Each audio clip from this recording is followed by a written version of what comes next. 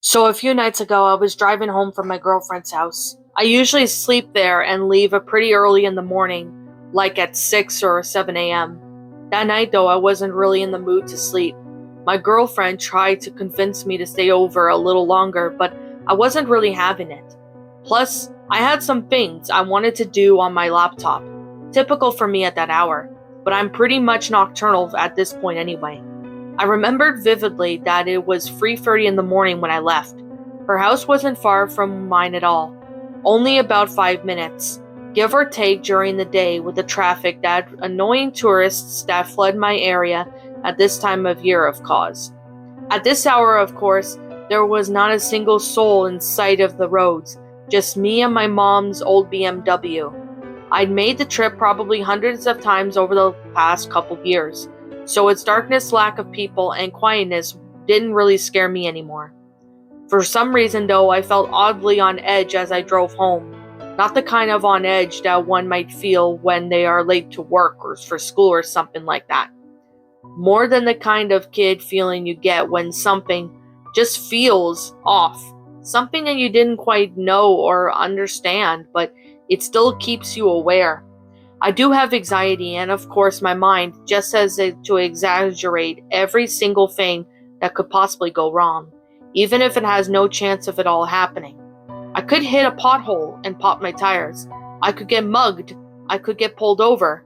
I could crash my car into a tree. I could hit someone with my car. But was it just anxiety? It felt different. Anyways, I was cruising down this familiar road that I have been down 1,000 times.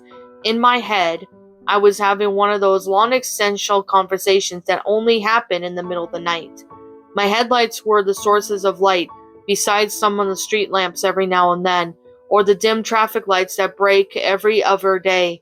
I drove past the lights and I was about a minute from my house at this point, and I was looking forward to flopping on my bed and playing on my laptop, maybe watching some YouTube as well.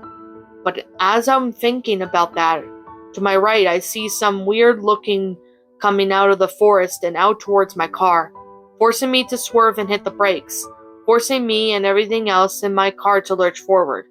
I didn't hear a bump, so at least I didn't hit whatever it was. It was dark and so sudden that I didn't get any good view of it at first.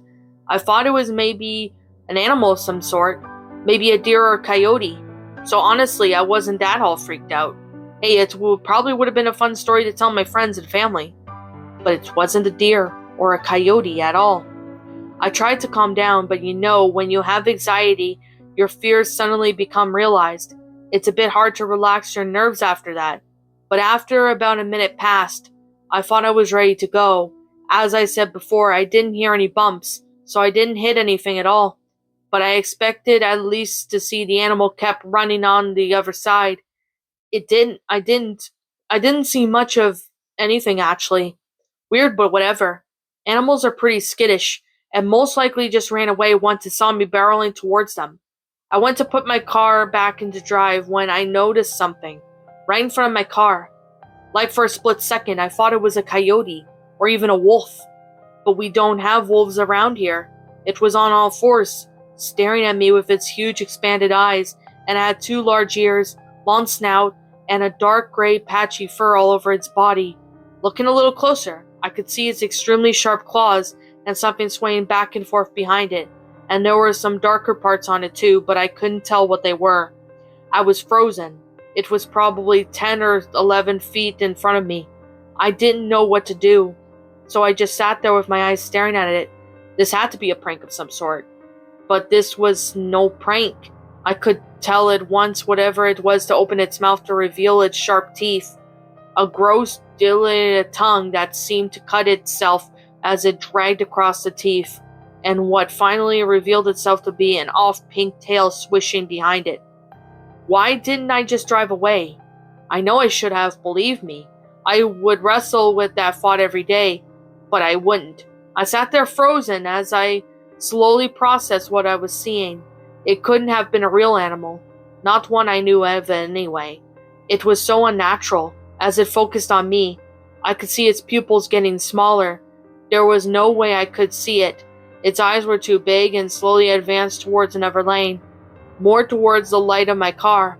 It moved weirdly, like it was hurt or something, now illuminated in the night, and it looked like some sort of giant rat. A fucking huge rat. Yes, I know how ridiculous it sounds, but please just listen to me. When I say giant, I mean giant. Like the thing was like 7 or 8 feet long. Something was dripping off of it, and I found what its dark parts were. Blood.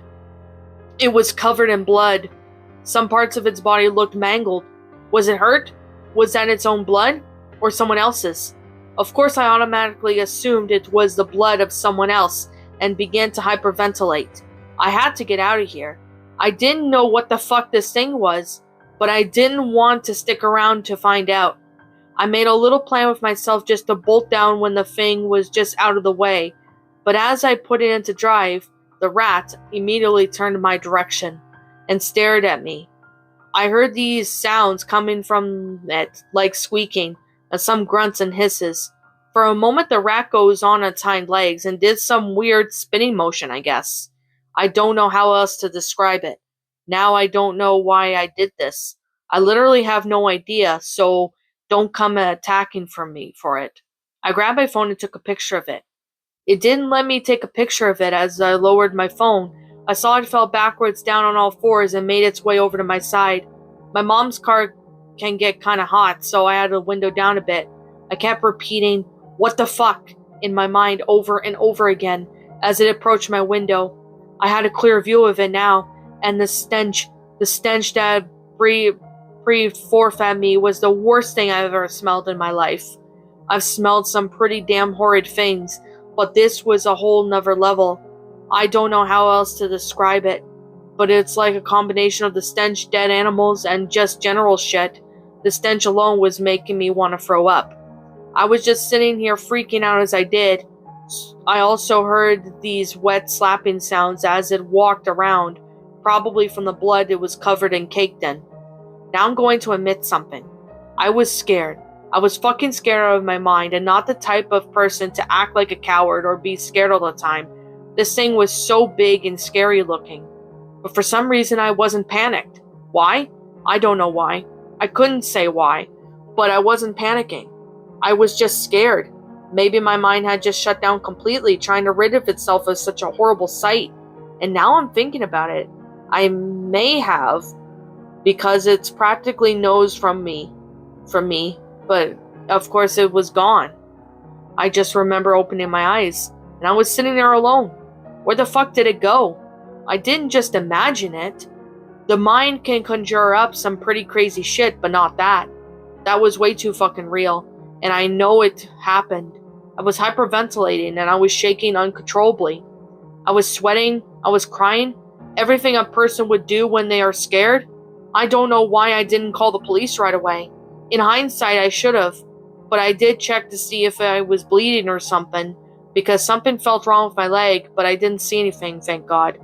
With that small victory, I was able to calm myself down a bit, and by the time I calmed down, it was about 4 a.m. I just wanted to go home and forget about all that happened. I don't know what the fuck that thing was, but I couldn't take it anymore, and just wanted to go home and sleep for as long as I possibly could. But it wouldn't be easy, would it? When I pulled into my driveway and looked towards my house, I immediately noticed something strange. Some of the lights were on and the front door looked like it was gone. Strange, but when I actually got inside, I couldn't fully comprehend the carnage I was stepping into. My house was a total wreck. Everything was broken, smashed, what have you, everything. I knew my parents were out of town, so it couldn't have been them. Was my house broken into? Great, I got attacked by some giant rat monster, and to make matters worse, now my house gets broken into. But that's when I noticed something odd. A blood trail leading down my hallway. I heard some sounds, like someone ripping apart a piece of meat and sloppily eating it, and a muffled squeak. Was it the cat? No way. I slowly made my way towards the sound, and when I peered into the hallway, I saw it. Tall body, gray, bloody fur, those ears, ripping pieces of my cat and eating it. I'm I'm not sure if I can ever fully explain how I felt at that moment, but when I saw it, I was instantly fucking frozen. And I was angry, and I don't know. It's hard to explain. The whole thing just looked up at me and it finished off its last meal. Then it made a funny sound. I know it sounds crazy, but honestly, I can't explain. It was like a high pitched squeak with grunt, but it was weird. It was like almost impersonating something that it wouldn't be able to make. But it did. It made that sound. And when I was powerless to do anything, the sound made me lose consciousness. I have no memory of what happened after that. That night, my wife Rachel and I had just put our 6-year-old daughter Beck to bed. She's all like kids, really, always wanting to stay up as long as possible without even thinking of the consequences on her little brain. I suppose she's always been a little stubborn, but every night she has to put up a huge fight at bedtime. Ugh, whatever. She was in bed. That's all what mattered. I was really having a pretty shitty day at work and just wanted to go home, chill out and have a beer or two. But in the middle of the whole ordeal put a damper on those plans. So I sat down at the kitchen table and flipped open my laptop, intending to check my email and do some work stuff. The kitchen window was positioned in such a way where we can see the neighbor's backyard. We didn't really know the family that well. We just moved in about a month or two before. They seemed nice people though, mom and dad, 2 little children, who were about Beck's age. Anyways, I was typing away on my laptop when I swear I could hear some faint noises, like heavy breathing or something outside. I didn't really think much of it at first, thinking it was just the wind. I was incredibly tired and probably just hearing things not for the first of me, but it just kept going and going. And then when I began hearing the sound rummaging, banging outside, I just had to get up and look. Honestly, I wasn't expecting to see anything extraordinary, just the wind, a tree branch, rubbing up against a house roof. When I looked outside, I didn't see anything. Not in our yard, at least. Our neighbors had their backyard lights on, but from what I saw, I couldn't make any of its details. It was the shadowy outline of something big. I just assumed it was a fox or coyote or something like that. Right then I was thinking to myself it was harmless, just an animal wandering through the neighborhood, wanting some food. I can't believe how right I was. I watched it move in their backyard. It seemed like to be on all fours. I guess it was some sort of tired stupor because Rachel came into the kitchen and startled the hell out of me with a question. "What are you doing?" I told her to come watch and that there was a cool animal outside. When she came over to look and I turned back to it, the animal was standing up on 2 legs, and it stood like that for a while.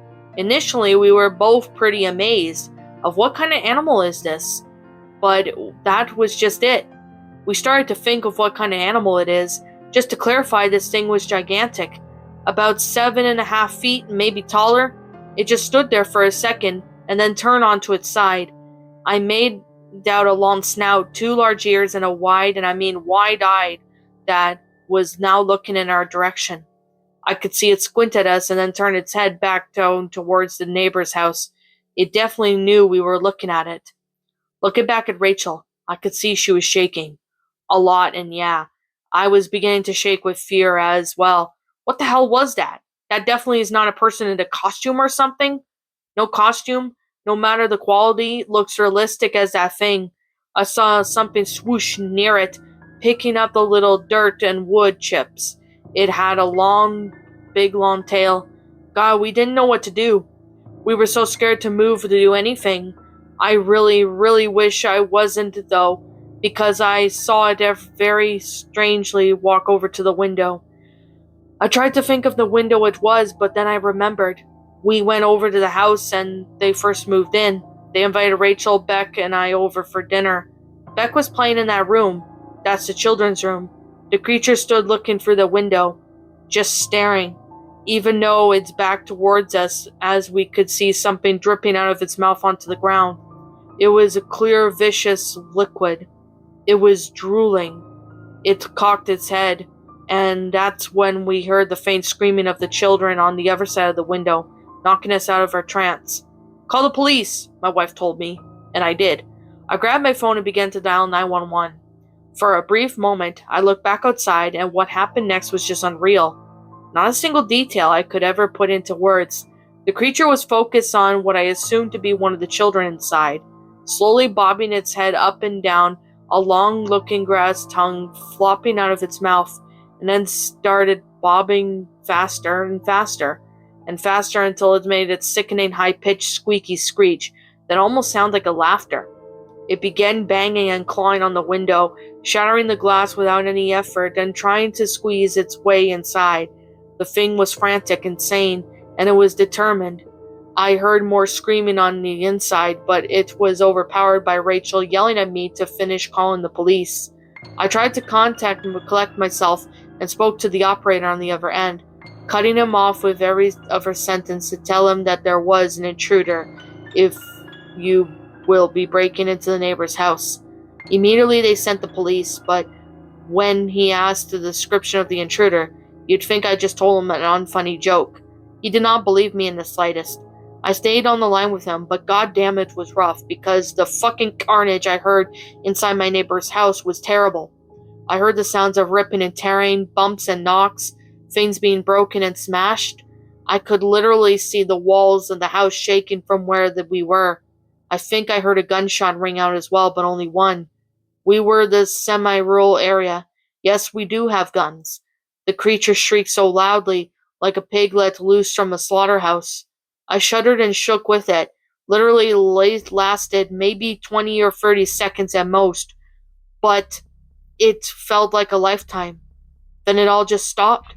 Stopped like you just pressed pause on a movie. I swear to God I saw blood and guts. I don't know. Splash all over the children's window, and the creature made its way through.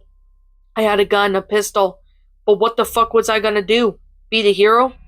This was not the time. I knew they were dead on the second creature got in. I wish I had done something though. Anything to save them all from the grisly fates. And now I have to live with that. Yes, it's a fucking fox or coyote. A harmless animal. In the middle of that all, Rachel and I heard a voice behind us. It was Beck, clutching her blanket and one of her stuffed animals. Mommy? Daddy? What's happening? Immediately Rachel told her to go back upstairs, and I told Rachel to go with her and do not come back down until I say so. They immediately complied.